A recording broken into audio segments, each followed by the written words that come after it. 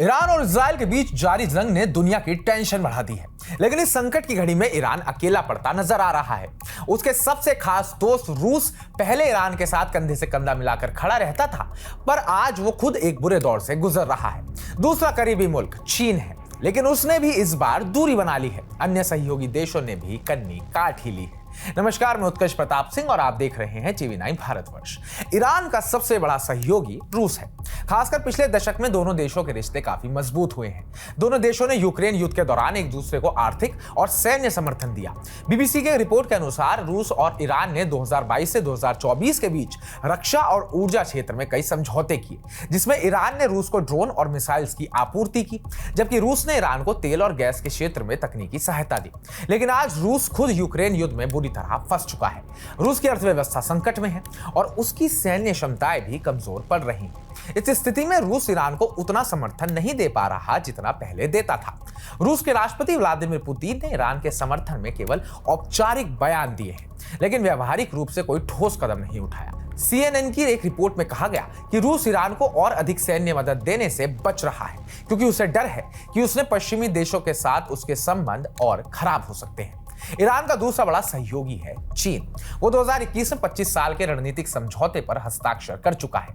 इस समझौते के तहत चीन ने ईरान को आर्थिक और सैन्य मदद का वादा किया था। चीन ईरान से तेल खरीदता है और बदले में उसे बुनियादी ढांचा, विकास और तकनीकी सहायता देता है। लेकिन इस बार चीन ने भी ईरान के साथ दूरी बना ली है। चीन इसलिए चुप है क्योंकि वो वैश्विक आर्थिक मंदी से जूझ रहा है और उसे पश्चिमी देशों, खासकर अमेरिका के साथ अपने व्यापारिक संबंधों को बचाना है। द हिंदू की एक रिपोर्ट में बताया गया कि चीन ने ईरान पर इजराइल के हमलों के बाद केवल शांति और स्थिरता की अपील की, लेकिन व्यावहारिक समर्थन से परहेज किया है। चीन को डर है कि अगर वो ईरान का खुलकर समर्थन कर देता है तो अमेरिका और यूरोपीय संघ उसके खिलाफ और कड़े प्रतिबंध लगा सकते हैं, जो उसकी अर्थव्यवस्था को और नुकसान पहुंचा सकता है। ईरान के अन्य सहयोगी देश जैसे तुर्की, सीरिया, लेबनान भी इस बार खामोश हैं। तुर्की खुद नाटो का सदस्य है, लेकिन वो ईरान के समर्थन में खुलकर नहीं आया, क्योंकि उसे अमेरिका और यूरोप के साथ अपने संबंधों को संतुलित रखना है। सीरिया और लेबनान ईरान के प्रॉक्सी के रूप में जाने जाते हैं, लेकिन सीरिया में बशर अल असद के सत्ता में बेदखल होने के बाद से स्थिति बदल चुकी है। जानकार कहते हैं कि इजराइल ने इस स्थिति का फायदा उठाया है। इजराइल के हमलों की टाइमिंग बिल्कुल सटीक है। ईरान के सहयोगी देश या तो खुद संकट में है या फिर राजनीतिक और आर्थिक कारणों से उसकी मदद नहीं कर सकते। इजराइल ने ईरान की परमाणु सुविधाओं और सैन्य ठिकानों पर 13 जून 2025 को बड़े पैमाने पर हवाई हमले किए, जिसमें कई रेवोल्यूशनरी गार्ड कमांडर और परमाणु वैज्ञानिक मारे गए। इजराइल ने तब ईरान पर हमला किया जब वो अकेला है।